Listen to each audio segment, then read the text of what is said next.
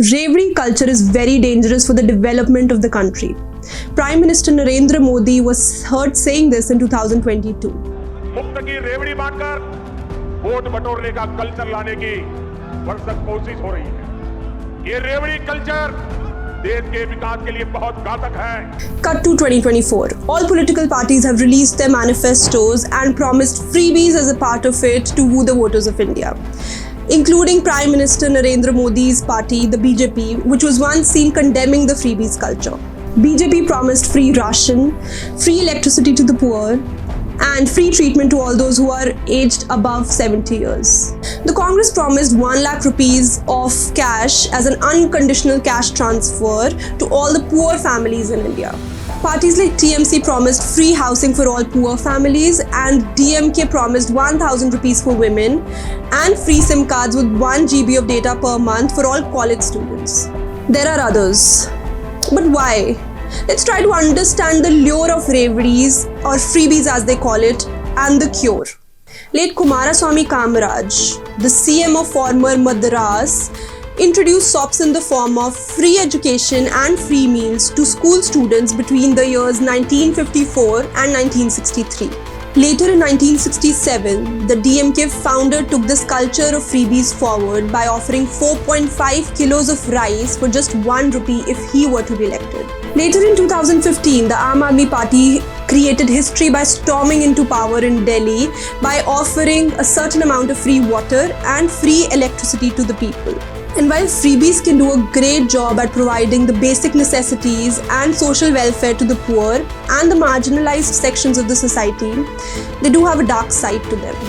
Let's try to understand it by looking at the case study of Punjab.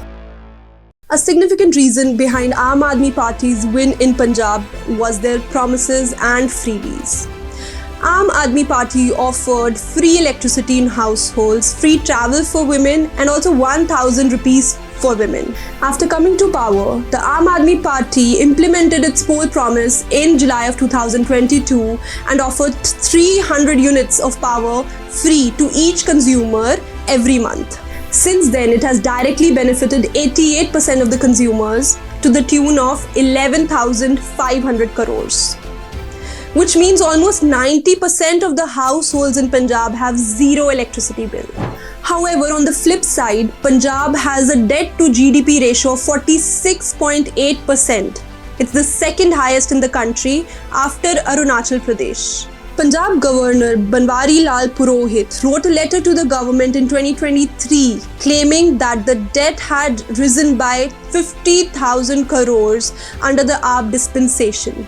50,000 crores. The state government is estimated to borrow over 30,000 crores in the year 2024 to 25 and close the year with an outstanding debt of 3.74 lakh crores. The implementation of free power is obviously going to cost someone, and in this case, it's costing the government and in turn the taxpayers. Just like religion is detrimental to an election, so are freebies as they challenge the long-term growth of the economy. It solves the problem temporarily, but creates a bigger, larger hole for the future. And the government in turn relies on the taxpayers' money to fill this hole. A bigger question to ask here is, why do people fall in the trap? Politicians are breeding the Revadi culture because it works. But why does it work? Because people, especially the ones who are directly receiving the benefits, rely on it. And more importantly, are becoming habitual to it.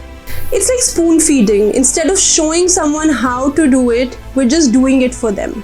The spoon feeding technique can often become addictive. Reliance on free stuff will challenge the level of motivation in India's people to work harder. Why is developmental progress not enough to woo the voters, especially for the ruling party, that it has to rely on freebies? Not to mention the opportunity costs. There is so much systematic development that could have been done with the funds that are currently being spent on freebies.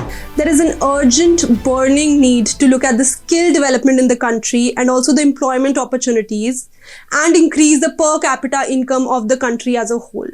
A greater emphasis should be placed on skill development and giving out more employment opportunities so the national income as well as the per capita income of the country can rise.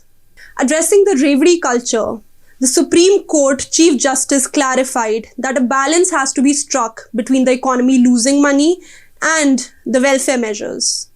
But what's the right balance, and who's to say?